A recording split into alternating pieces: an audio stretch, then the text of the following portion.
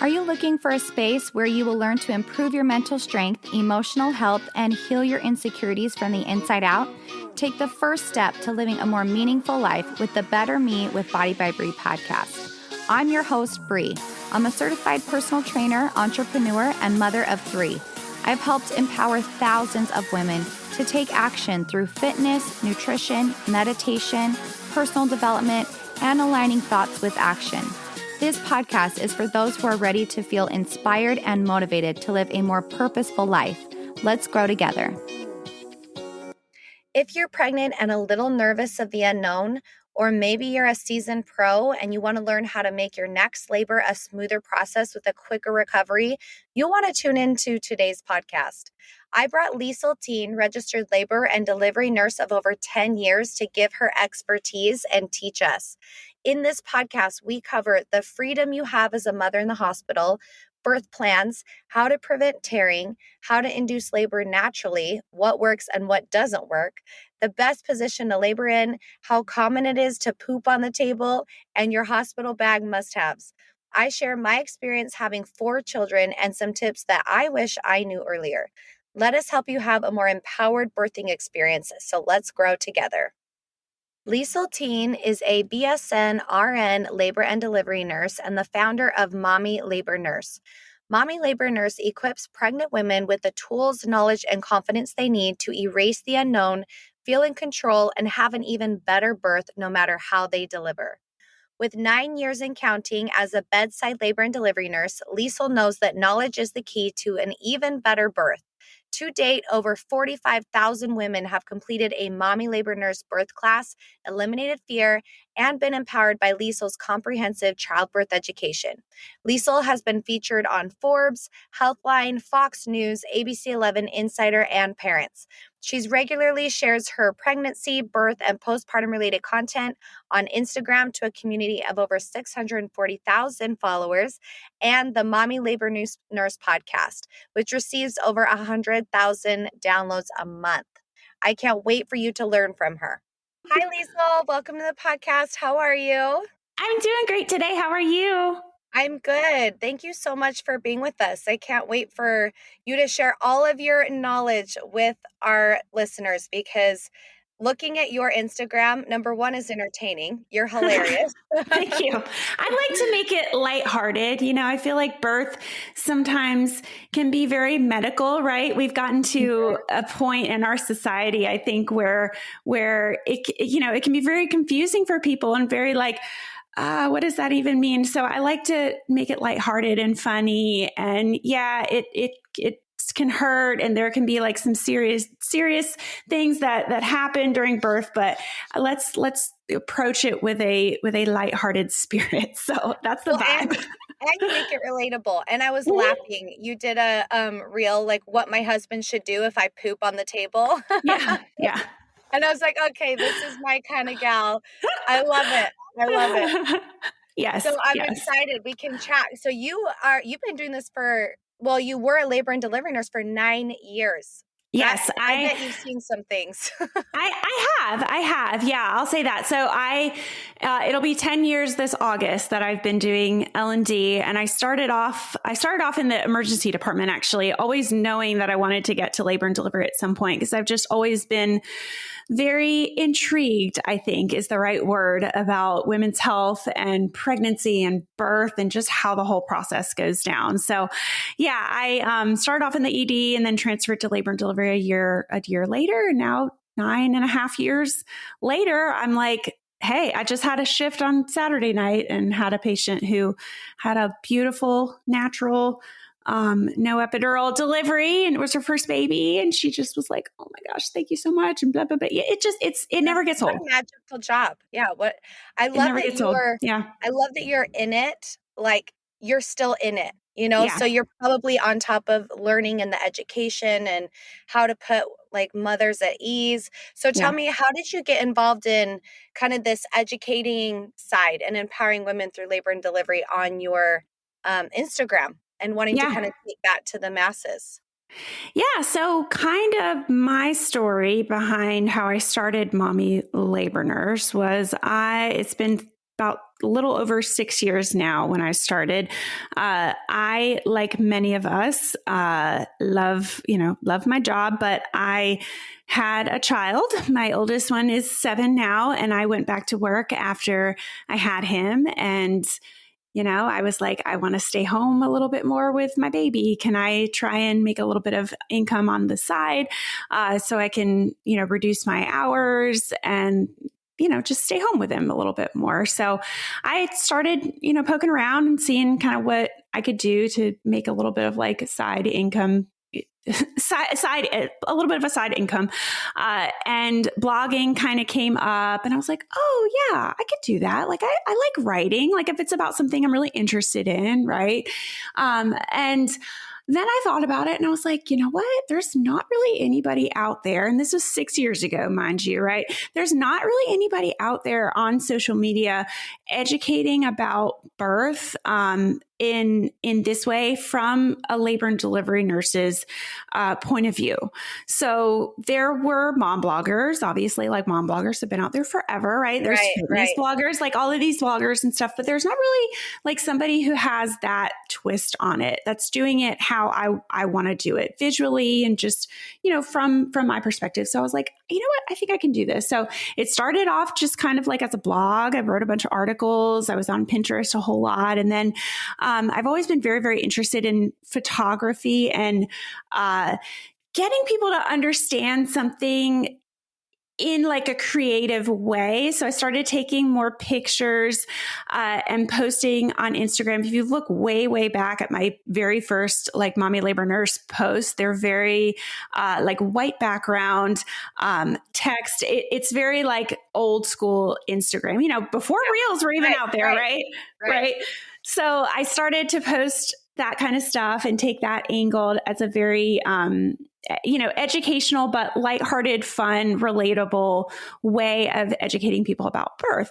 And it took off and people loved it. And, now 6 years later, we've put out a few birth courses, and over, almost 50,000 people have taken a mommy labor nurse birth course, which is mind boggling. Yeah. But I kind of saw that there was this gap in social media and on the internet of birth education. And then when COVID hit, obviously people really took to what I was doing in the online space, because you couldn't go to birth classes in person even if you wanted to, so yeah, I just kind of saw that gap, and I was like, you know what, I'm going to do this. And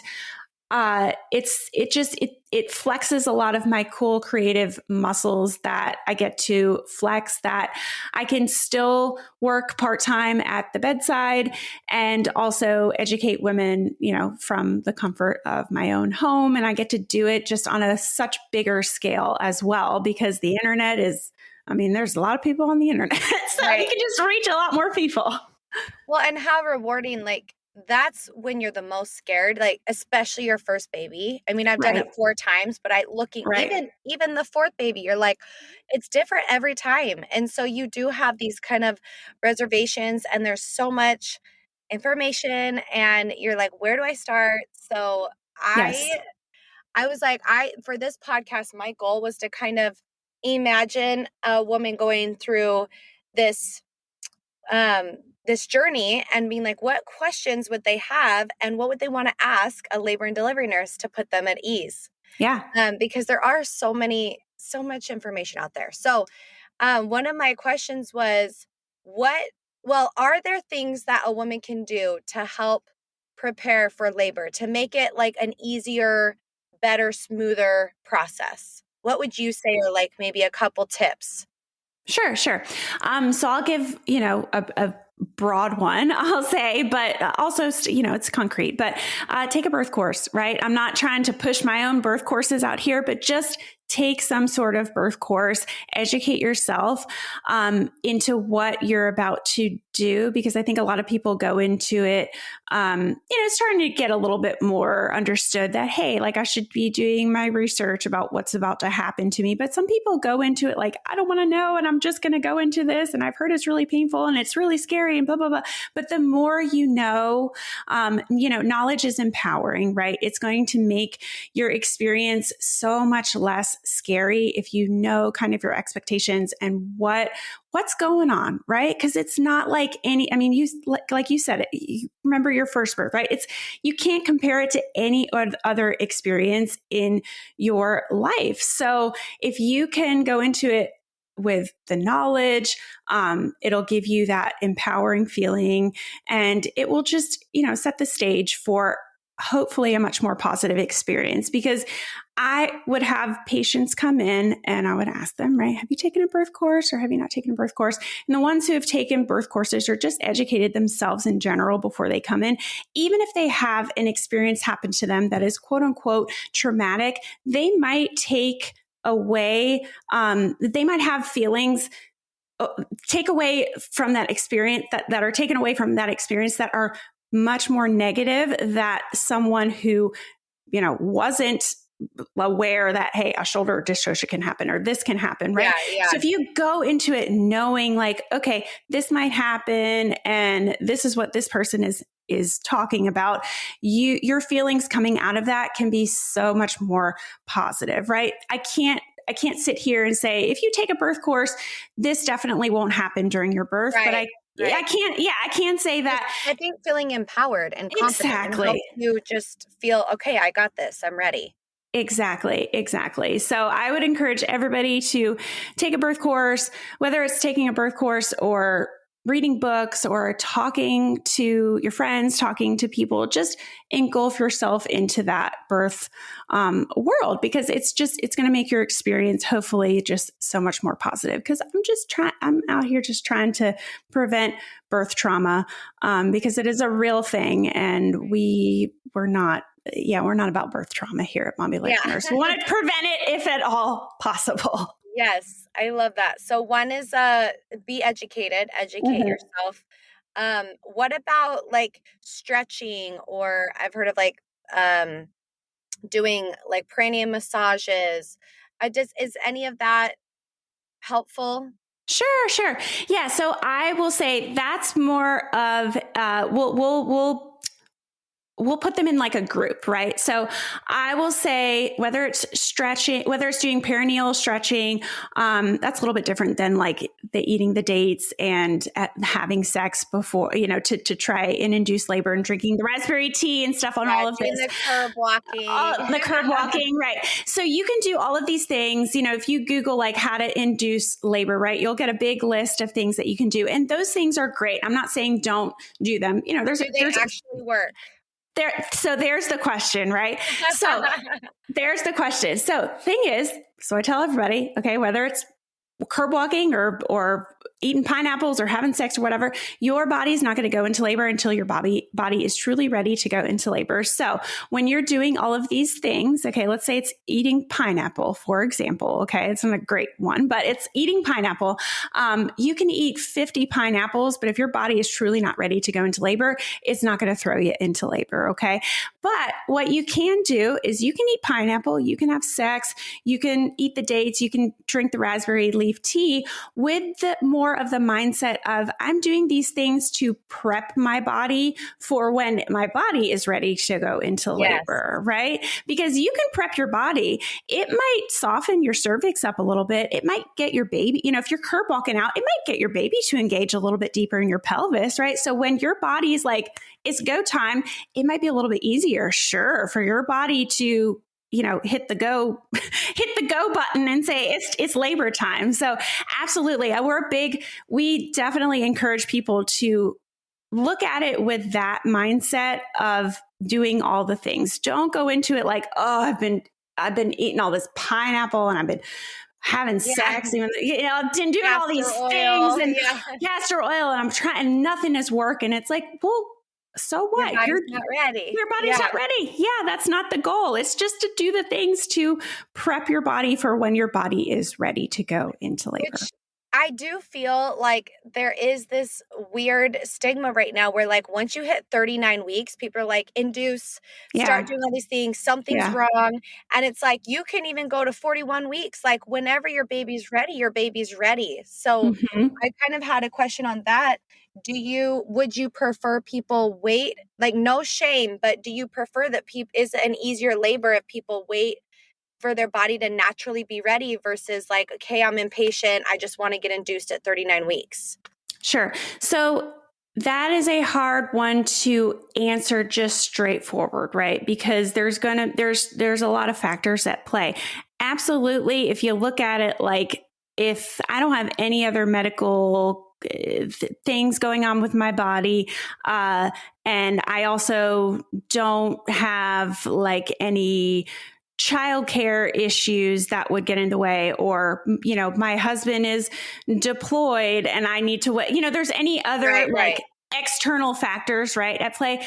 Yeah, if you're waiting versus inducing, it's generally going to be a better deal for your body if your body's going into labor naturally.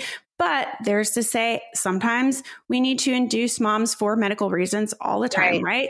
right, Baby's gotten, the placenta is getting a little bit older and it's not giving baby that good oxygenated blood flow that we need. So we're seeing that at, one of your appointments, your provider's like, hey, it might be a good idea to. So in that case, yeah, it's definitely better for your body and for your baby and for everybody to induce your labor versus wait, right?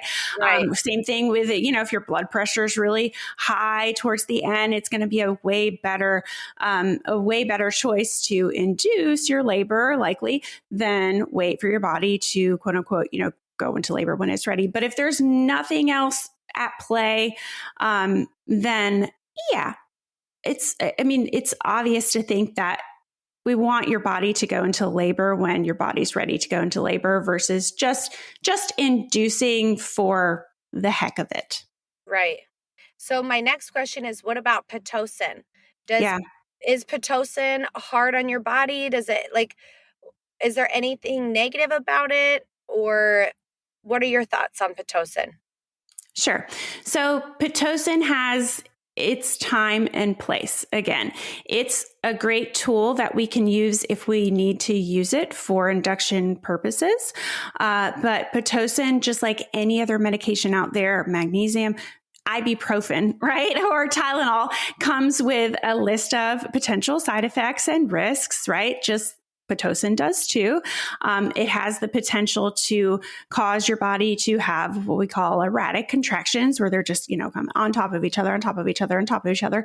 There are things that we can do to fix that, right? Pitocin is nice. It's a nice tool to have versus just giving you a medication like Cytotec, right? Where we just give you a pill and we don't really have any control over the pill. Pitocin is nice because it's in an IV and I have a pump that I can say, okay, I can go up, I can go down, I can stop it if I need to stop it. So it is a nice tool for induction when it's needed. But yeah, sure, there are risks to using Pitocin because you can get that contraction pattern that's a little bit too stressful for your body or your baby. There's also this thing called the cascade of interventions that could happen that people think, this is a thing that would happen, whether it's getting an epidural or getting Pitocin. But it's basically the theory that like, if we're getting Pitocin, right? In order to get Pitocin, I have to have you on the monitor, on the fetal monitor. And you also have to be connected to an IV pump. That doesn't mean you have to stay in bed and you have to, but you are just connected to an IV pump. Okay. So because you're connected to an IV pump, you might want to stay in the bed a little bit more, even though you don't have to, but you might want to stay in the bed a little bit more.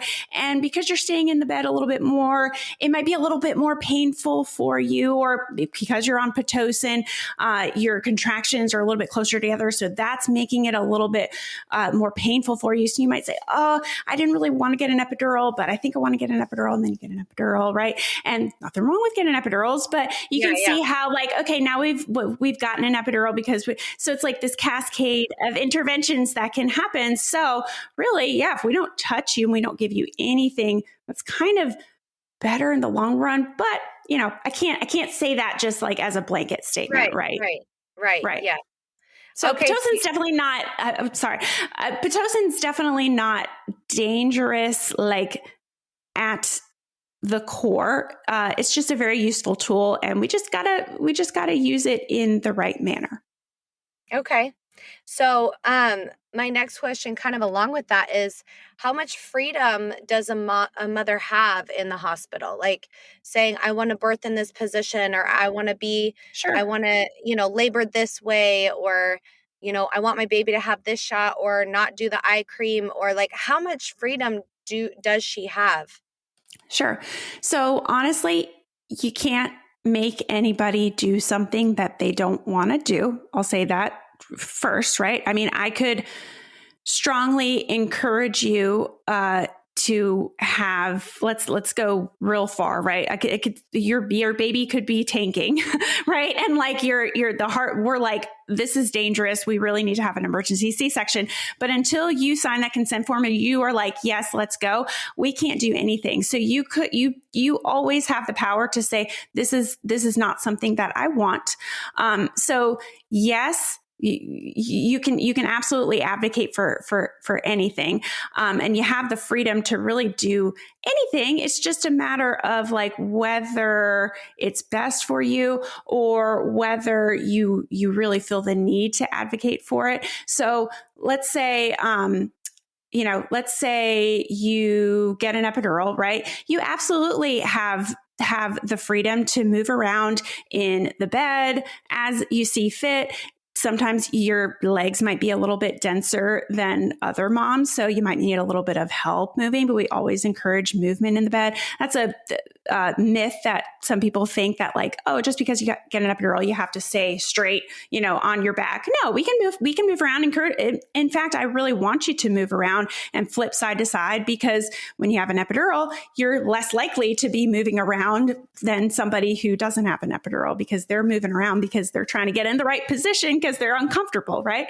And that's helping baby come down in your pelvis. We really want to be moving after we get epidurals.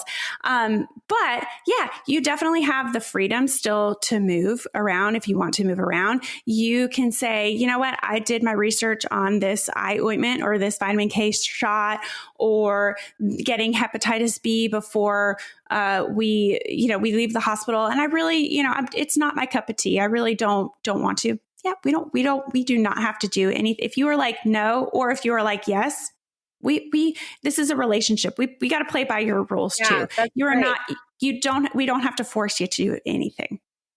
Do you prefer women, delivering if they don't have an epidural? Because I think it would be probably hard, because I'm thinking with my epidural, my legs were like completely numb. Like I couldn't move at all, which I have had an epidural for all 4 babies. So I've never had a natural birth. I don't know what that's like. I think I'm just too scared, because one time my first baby, I think this is what scarred me. My first child, I was like, maybe I could do it. And then the lady next to me was having a natural birth, and I was like, nope, cannot do it. The screams that were coming out of that room, I was like, I'm too scared. Give me the shot. Yeah. But all of my labors have been super peaceful and like very calm and very like beautiful. And like, because I'm not in pain, I'm just like, do like, it's just great. I've had a very positive experience. But my question is for the women who do the natural labors, do you encourage them to like have different labor positions where maybe they're standing or they're crouching over or they're on all fours? And is that better than laying on your back? Because I've heard, tell me if I'm wrong, some of the myths I've heard, or maybe they're truths, is if you're laying on your back, you're more likely to tear, or it's harder for the baby to come out, which that's what I did. So I don't know. You tell me. Yeah. So they're somewhat true, right? Like I said, It's great we want you to be intentional after you get an epidural, especially if we're concerned that your baby might not descend, right?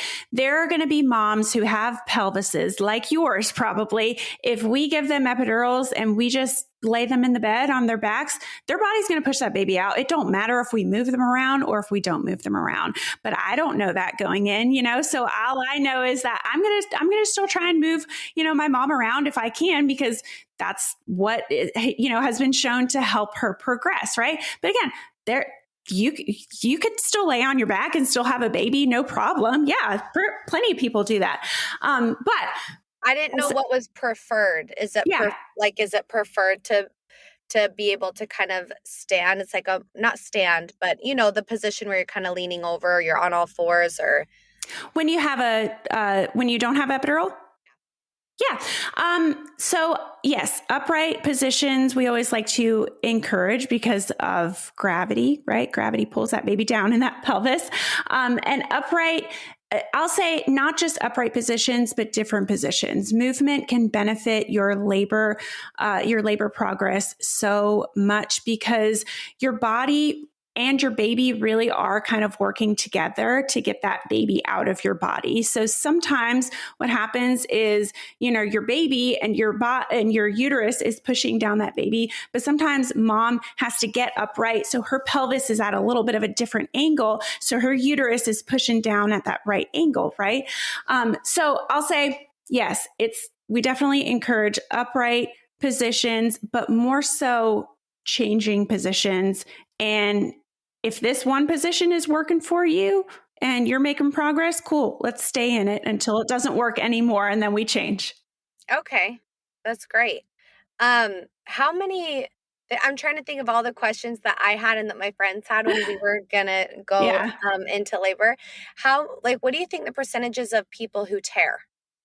So if you are a first-time mom, your chances of tearing, I believe, I don't know, just like tear versus not tear. We'll talk about kind of the degrees of tearing, but your chances of tearing are definitely higher if you have never had a baby before because you've never had anything that big come through that area, right? So a lot of people think oh, I tore the first time. Am I more likely to tear the second or third or fourth time or whatever? No, actually, you're less likely to tear the second or third or fourth time because you're not a first time mom. So your greatest risk for tearing, just, not compared to anything, is just being a first time mom. Okay. But there are different degrees of tearing. So if you are going to tear, you're the most likely, the most common tear that people have is called a second degree tear. So if we think about, your vagina and your butthole, right? There's the skin, the perineal skin, that's kind of like at the bottom of your vagina. And then there's the perineal muscle. And then there's your butthole, right? And your anal sphincter, that's another muscle. And so we score them on degrees. So a first degree is just that skin. That baby's just kind of had a little, almost like a rug burn, right? A second degree tear is going a little bit into that muscle, that perineal muscle. That's the most common tear that we see with most moms, whether it be a first time mom, second time moms, if they do tear. Now, if we're going into a third degree, that is where we're going a little bit deeper into that muscle, that the anal sphincter, right? That's a third degree. And then fourth degree, you can imagine, is you're just cutting all the way through. That third degree and that fourth degree are much less common.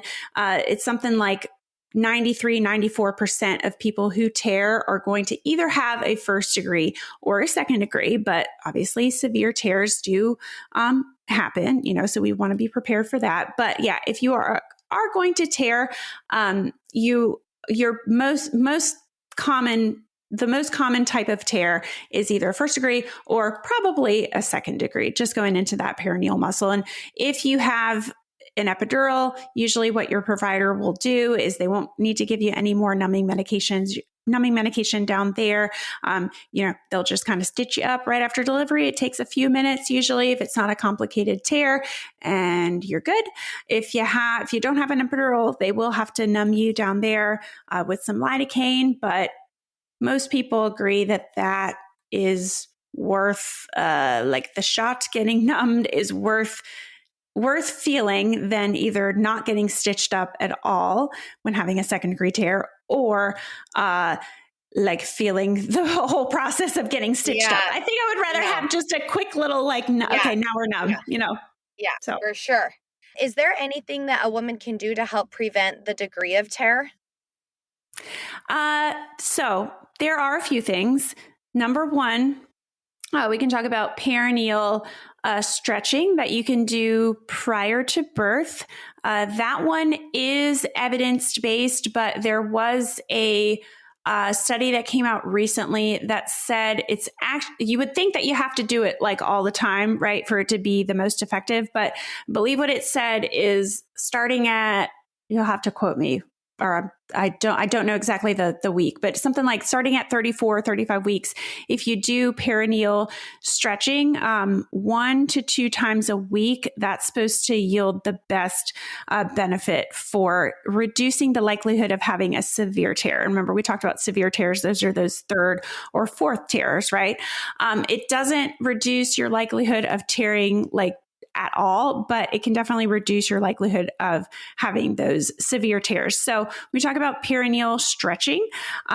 It's basically where you can take your fingers or you can take your thumbs and you just go in and you just kind of push some downward traction on your vagina, put some lube on your thumbs or your fingers first. So you're nice and lubed up a little bit in there.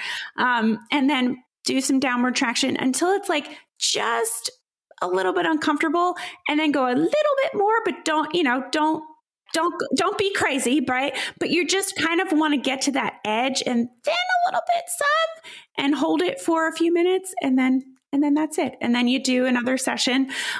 So some people, definitely find benefit in doing that because it's like something that they can actually do instead of just like hope for, right? It's like, okay, I'm doing this to prevent my likelihood of having a severe tear. So that's number one. But again, you don't have to do that. And you definitely could still have a tear, if you don't do any sort of perineal stretching. So sometimes people try it and they're like, this is not worth it. It's too uncomfortable. Yeah. I'm just going to let my body do its thing. And if I tear, I tear. If I don't, I don't, whatever. Yeah. So some people don't think it's worth it because it's uncomfortable to do. But some people do, and they want to do it. The other thing that I like to tell people that I love to do this with my patients is get a nice hot, warm compress and put like a nice warm compress on your perineum as you're pushing. And that makes sense, right? Because it dilates those blood vessels down there. So it makes the skin a little bit less likely to tear a whole lot because it's just getting a little more blood flow down there. And it just kind of feels good too. I mean, if you have an epidural, you have an epidural, so you're not feeling the temperature change at all. But it's just like a little bit of warm and a little bit of support down there as you're pushing. So that's something that you don't have to do it yourself. You can let your nurse know that this is something that I want to happen at delivery. Can you help me with this? Or if you have a doula, you can let your doula know. They can help you with that perineal support with the hot compress. But that's another good thing that I love to do with my patients is to just have that nice warm compress while we're pushing. And that just, it just kind of, I don't know, it just kind of helps to guide the baby out too. And when I'm also putting not my hands inside, but my hands just kind of like supporting the perineum as you're pushing. Yeah. Okay. How common is it to poop during birth? The question of the day. Now, everyone asks it. You gotta. It's so funny because my mom, my patient that I had the other night, that's the first thing she asked me when she was done. She was like, did I poop? And I was like, no, actually you didn't. But I feel like people are just terrified. I never have, unless they were all lying to me. But I was holding my friend's leg and she pooped. And I was like, we're just not going to say anything. Yeah. And that's exactly what you do. That's exactly what you do. Well, they could have all lied to me and I didn't even know. You know what I mean? But who cares? Who cares? Yes, you're exactly right. But I will say pooping during delivery is quite common. I'd say 2 out of 3, 3 out of 4 people are probably going to poop. It's pretty common. But here's the thing. When we think about pooping in general, it's not like you're pooping like it's a whole poop, right? When you go to the bathroom, it's like, maybe it's just a little bit. I mean, some people have quite a bit of poop that comes out, but the majority of people, 90% of the people who poop, if they're going to be out of that three to four, right? It's just a little bit. It's just a little bit, because think about your anatomy, right? Your vagina, so hard. You're just pushing so hard. Your baby's rubbing up against your rectum. So like anything that's in there is going to come out. It's just going to come out. Hey, you heard it, ladies. Don't be nervous. Don't be scared. It's fine. All normal. Maybe if your husband sit at your head. I'm just kidding. Yeah. And I say that too, because that honestly, I think is the biggest concern for people, is like, oh my God, I don't want to poop in front of my husband. And it's like embarrassing. It is embarrassing, but I say I've never heard of somebody getting divorced or breaking up after delivery because they saw their partner poop. And if they do, then you should not be with him or her or whoever in the first place. Okay. Go. So it's fine. And I also tell people, if you poop, I'm not going to say anything about it unless the vibe is there and we're talking about it beforehand and you're like, it's funny and you're asking and like, right. But I'm not going to be like, oh, you're pooping now. Right. Because it might throw off the whole, your whole progress. Right. So I'm not going to say anything. It's fine. We'll clean it up. That's labor and delivery nursing 101. That's like the first thing you learn how to do, is to be super, super sneaky with like, we get that poop out of the way. So we try to make sure it doesn't get in the way of anything and you don't smell it, and we just get rid of it. So I just don't want it to mess you up. No worries. I think that's very sweet of you and every nurse that has ever done that. So tell me, how important is it to have a birth plan? Yeah. So, I mean, I'm to the thought of like everybody should have some sort of birth plan going into their labor, their birth, their C-section, whatever you have. It just doesn't have to be written down. But I mean, if I could pick, right, I would like to I would say, let's have everybody write down what they feel is most important to them. But I will say, yes, I think it's important to go into your birth with some sort of plan, but I don't even really want to call it a plan. I will say, let's go into your birth with some sort of like guide or like wish list or like what's most important to you. Have an idea. Right. And if you want to write that down, perfect, even better. I can take it then when you come in and I can see it. You don't have to explain it to me. We're going to be talking about it. Right. But it's like right there, I can see what's important to you and what you don't care about and what your preferences are and stuff. But yes, if you can do it, it's only going to help. But for some reason, if you forget or if you don't want to write anything down or if you just are against it, it's okay. We will go over your birth plan when you come into the hospital. It'll just be a little bit of an expedited process and I'll be asking you questions, right? But yes, what type of stuff do you want on your birth plan? Yeah. So I like to give people our little template. It's just mommylabornurse.com/birth plan. And it's like a little template. It has little questions that, we'll say, do you want, different position changes? Do you want to talk about pain management? Do you want to get an epidural? Do you want to get IV pain medication? Do you want to get nitrous oxide? What are some things after birth that you care about? The vitamin K, the eye drops. Do you want baby to be in the room at all times with you? Do you want to be, do you want the baby to be bathed here? Do you even want a bath at all? Just stuff that you might not even be thinking about before you're thinking about it. So that's another reason why I encourage people to write birth plans or at least fill something out, because it gets you to start thinking about these types of things. But yeah, it's a lot of concrete things like that. Like how do you envision your birth to go? And here's a bunch of questions that I'm going to ask you that's going to get you to that point. I love that. I definitely felt way more empowered my fourth labor versus my first. My first, I literally walked in and I was like, what do I do?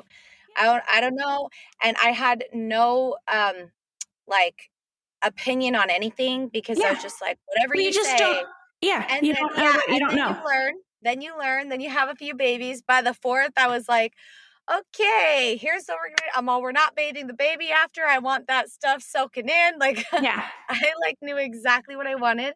And Yeah. they were so accommodating and so great. And the nurses were like, awesome.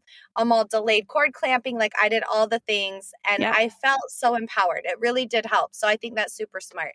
Good. Um, okay, last thing. Tell Yeah. us your hospital bag must-haves. Yeah, we have a great list that you can also I think it's mommylabornurse.com/hospital bag checklist. Correct me if I'm wrong. See, I don't do the links that in Mommy Yeah. Labor Nurse. Somebody else handles that. But we have a great hospital bag checklist as well. That has, you don't even have to think about it. You can just look at our checklist and then check, right? But I'll give you some of the ones that I think are most important and I'll tell you the reasons. So number one, a fan. Okay. Oh, yeah.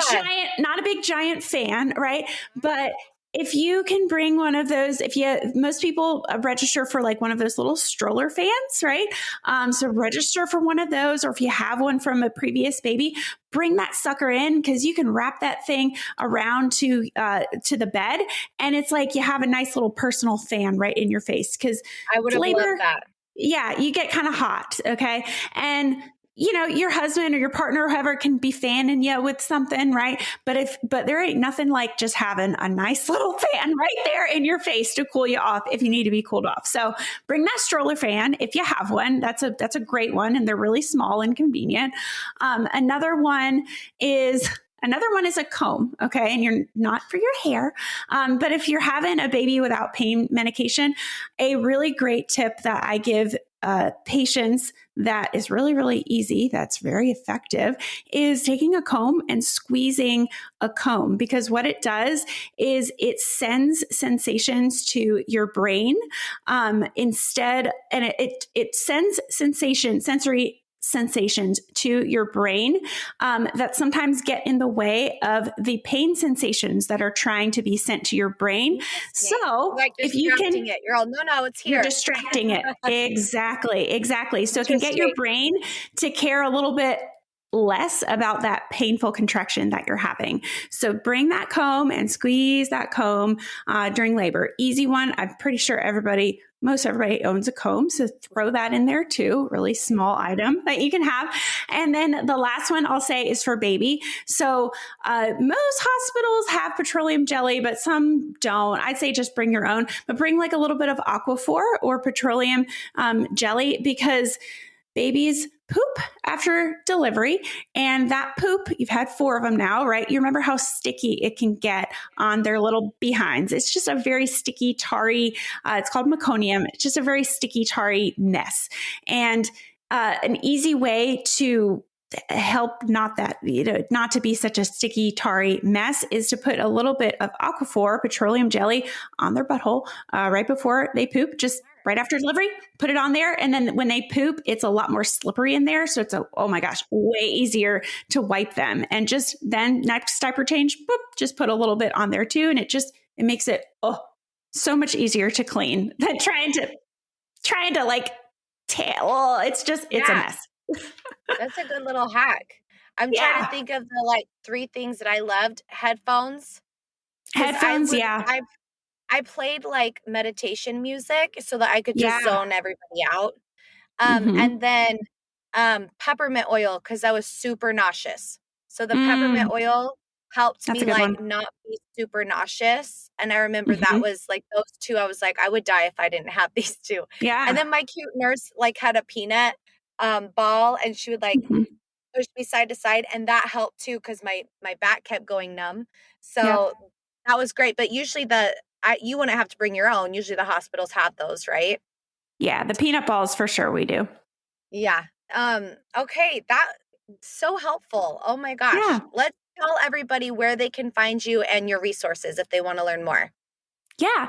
So you can find me most often on Instagram, a little bit more often on TikTok now. We post on TikTok too, but most often on Instagram. And I'm just at mommy.labornurse on there. I also have a podcast of my own. It's just the Mommy Labor Nurse podcast. And we have all of our online birth classes and our resources on our website too. And that is mommylabornurse.com. Okay. Thank you so much for being on. Yeah. I think you just hopefully made whoever is listening that's going to have a baby have peace of mind and just Yeah. have a little more knowledge. And like, we're all in this together. Hopefully, they get a nurse that's as sweet as you. So, thank Yes, you so much. absolutely. Yeah, I absolutely. appreciate Anything I can you. do. Anything I can do to help. All right. I'll talk to you later. Thank you. Thank you for joining us in today's episode. If you liked the content and want to hear more, remember to hit that subscribe button and write a review. As a small business owner, I appreciate it more than you know. If you are looking for a program to help with self-confidence, to lose weight, get in shape, and work on your mental, physical, and emotional health, check out my training programs on www.bodybybrie.com. My team and I help to hold you accountable through the Body by Brie app, where you log in to see all your workouts, custom meal plan made specifically for you and your needs, and communication through the messenger. You are never alone when you're on the Body by Brie training program. Click the link in the show notes to get more information on how to transform your life from the inside out.